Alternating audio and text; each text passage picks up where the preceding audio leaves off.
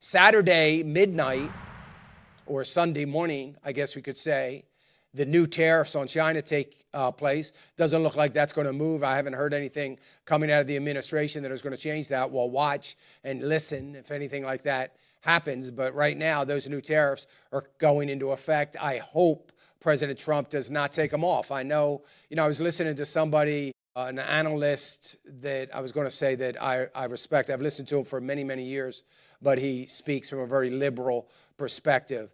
And he was talking about China this morning, talking about, the trade deal. He wrote a book about it and how bad it is and all those kinds of things, how bad we need them. I think he's dead wrong. He has to say those things because of his ideology, and I think it's another perfect example of ideology getting in the way of the facts. Nobody wants to look at the facts because some of the facts don't point to that.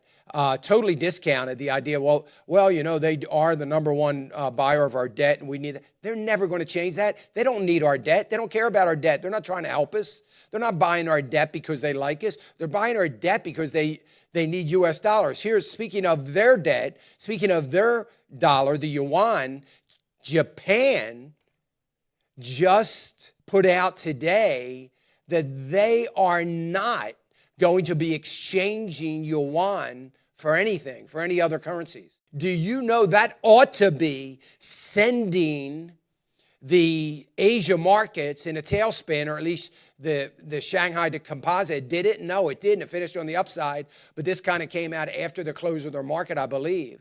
But Japan is saying, look, if you come to one of our banks with Yuan, we are not converting it. We are not converting it, which would make perfect sense. Why would they want to do that? That puts them at a high risk. They could convert, pay you the conversion rate, and in the meantime, while those Yuan are sitting at their bank, it could devalue who knows how much. Even if it devalues a few pennies, it could cause them a lot of hurt. So they're not doing that. That should start off the markets in China on Monday, which will be our Sunday, on a very bad note. What that does to our markets, with China starting off on a bad note, remains to be seen. Hey, I want to thank you for watching the clip. We sure do appreciate it. Would you go right now, click on that subscribe button if you haven't already. That helps us. We would appreciate it. Thanks again.